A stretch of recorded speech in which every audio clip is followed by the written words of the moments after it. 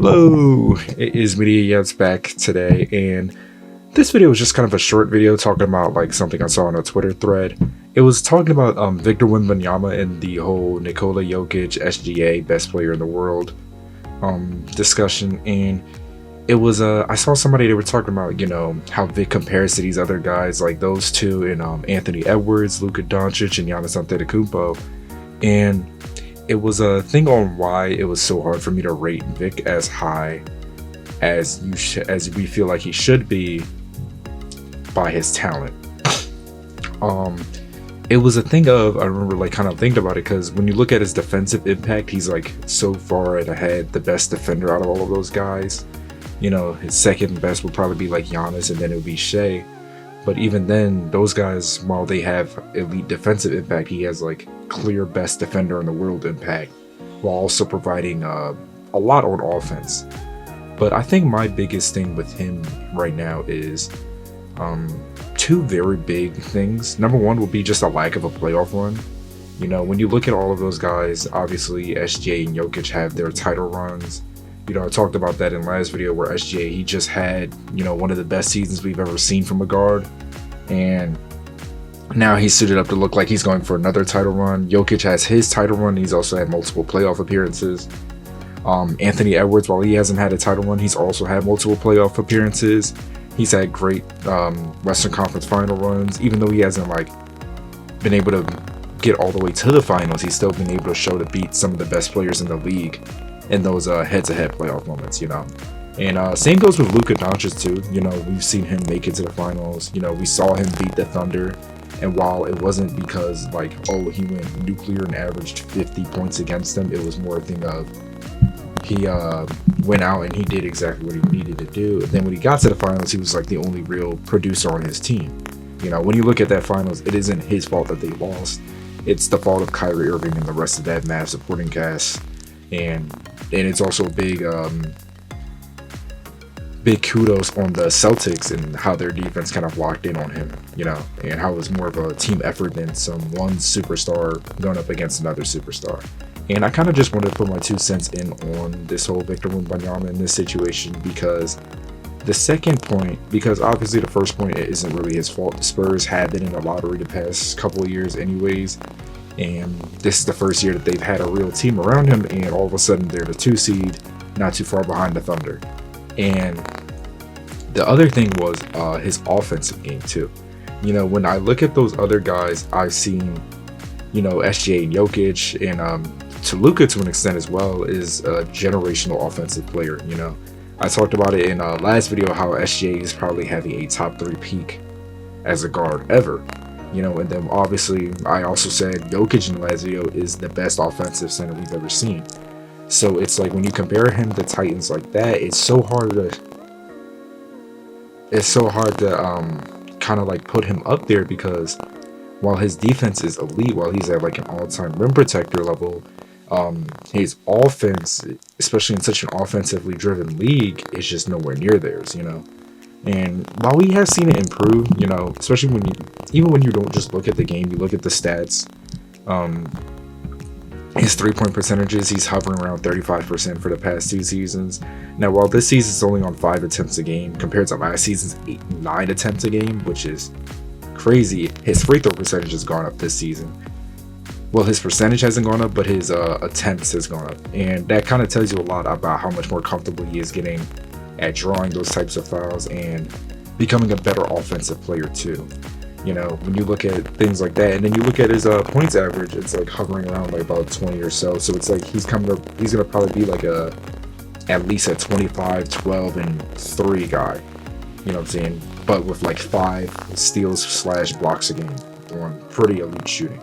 You know, 50% from the field isn't great for a big man. But when you look at his shot diet and how it's less of a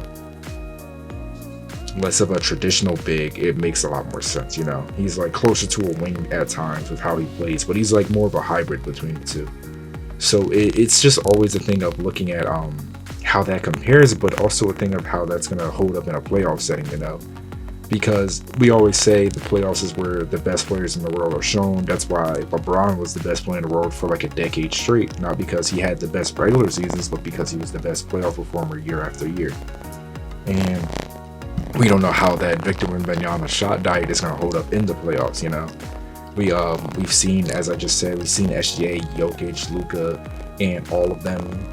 Even Giannis, even though now it's kind of weird with Giannis because he hasn't really had like a good play. He hasn't, well, not a good, but he hasn't had a deep playoff run in a couple years now.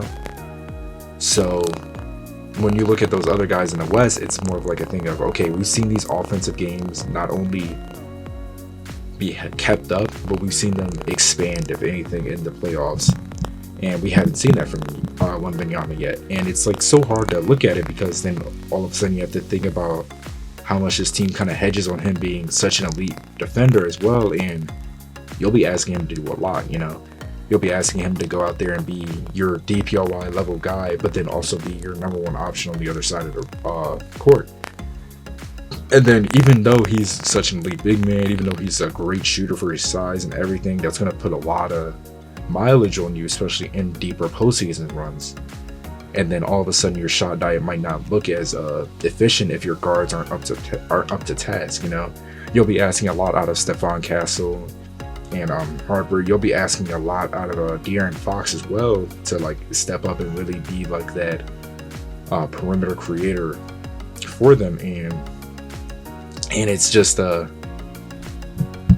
sorry, I just realized I was thinking about it wrong. But when you look at like how this guard rotation is, Devin Vassell, Dylan Harper, Stephon Castle, you will be asking a lot because they're definitely ahead of schedule already. And it's just hard to think about like just how, and it's not really on him too, obviously, but it is also going to become a thing of like when these playoff defenses really get a chance to just lock in on you for an entire series straight. Do we know if his play styles are going to allow him to excel in the playoffs? And we never want to hope for it, and I usually don't even like accounting for injuries, but we don't want to have him coming off an injury, whether it's a big or a smaller injury, like even like a tweak in your hip or your ankle or something at 7'3", it's like, no, sorry, 7'4", that could be like a very big difference maker. Like we saw that to a lesser extent with Chet Holmgren last year, when going into the playoffs, he was coming off a hip injury that kept him sidelined for basically the entire season. Going into the playoffs, he was moving slower. He didn't have the same mobility and agility to create the advantages off of mismatches and everything, because I think he's at his best when he's able to catch off the dribble and go. And we just saw that was almost completely nullified for half the playoffs, but he was still able to hold up the defensive end. But with Victor Wembanyama, you'd be asking him to not only do the defense, but you'd also be asking him to do the offense too. So it's just really hard for me to rank him right now, because obviously you want to say talent-wise, he's number 3 right behind SGA and Jokic, but when you really think about how important the playoffs are, it's like, well, do I count guys like Ant over him? Because I think Ant's offensive game is a whole lot better, obviously. And Ant's shown that his offensive game holds up in the playoffs, or Luka is a lot of other people's like clear number 3. It's like, yeah, his offensive game holds up really well in the playoffs, even though his defense sucks. And then you also kind of have the same conversation with Giannis Antetokounmpo, because now this is a couple years now. It's like, okay, well, we haven't seen much of him in the postseason in a bit, but it's not entirely his fault. And when he is there, we know how good he is. When he does have a good like team around him, it's like, well, we've seen it. Like, we've seen him go cook. We've seen him do what he does. And yeah, it's just yeah. So it's really hard to see. Like it's really, really hard because I'll talk about Giannis for a second, because ever since the win over the Suns in the finals, this has been multiple years now back to back where they haven't even made it to the conference finals, with their furthest appearance being a loss to I believe that was the Celtics. Yeah, it was the Celtics, I believe.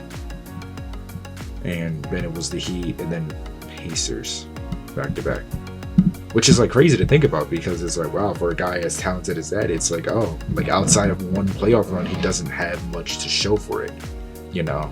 So it's like at a certain point, do you start taking that off of him, you know? And obviously it's like, oh, I don't want to like sit there and say it's his fault when it's really not, but it's also a thing of, well, the NBA is a constantly moving system. Like we've seen like a couple last time Giannis is in the finals, Wemby wasn't even in the league yet, and now I'm talking about him in the top 3. Last time Giannis is in the finals, I wasn't thinking about Anthony Edwards as a top 5 talent, not yet at least. Shit, was he in it? Yeah, he was. Yeah, but that was like, I think his second year. It was his second or third year by that point. I think it might have been his second year last time they were in the finals. So it's just so hard to rank certain guys when it's like, oh man, like we really don't know how he's going to show up in the playoffs. And this is also kind of applies to guys like Cade Cunningham too, because this is his like true breakout year. Like he's in the he's going to probably end up somewhere in top 5 MVP voting. Like I don't think he'll win it unless like SGA and Jokic both just miss the rest of the games or something like that. And even then it'd be like a 2-way race between him and Jaylen Brown or something like that. And then but with Tatum coming back, it'd probably fall to him anyways. But it's like, oh, like his efficiency numbers are already not very good. So it's like, oh man, like how efficient is he going to be in the playoffs? So I don't know. It's just like this is like a fun, quick little video. I just kind of wanted to give my thoughts on where I have Victor Wembanyama. Honestly, I probably do have him top 3, top 6 at top 7 at worst as players in the league. It'd be like SGA, Jokic. And then right after that, it could be him at number 3 right there. It could be him at number 4 behind Luka or Ant, or number 5 behind Luka or Ant, or even number 6.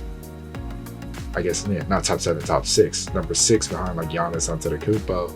Just kind of depending on where you value recent playoff success the most, you know. That's kind of like why I think SGA and Jokic are number 1 and number 2. But it's also a thing of like, you know, like let's say this playoffs we see Jokic take another second round exit and Wemby makes it all the way to the finals, and maybe you could talk about him being over Jokic, you know.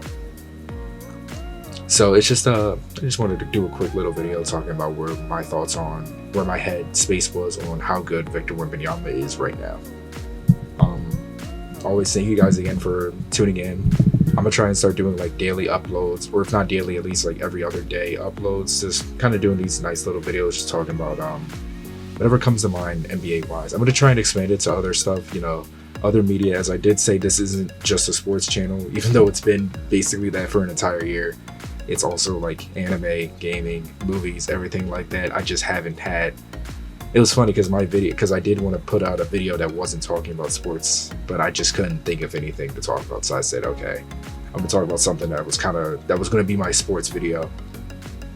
So yeah, thank you guys for tuning in. You know, always say in the comments, Instagram, whatever, if you guys have any ideas on what the other stuff you wanted to be. If you want me to talk about anything, just please put the ideas down. Thank you guys for tuning in, and I'll see y'all next time.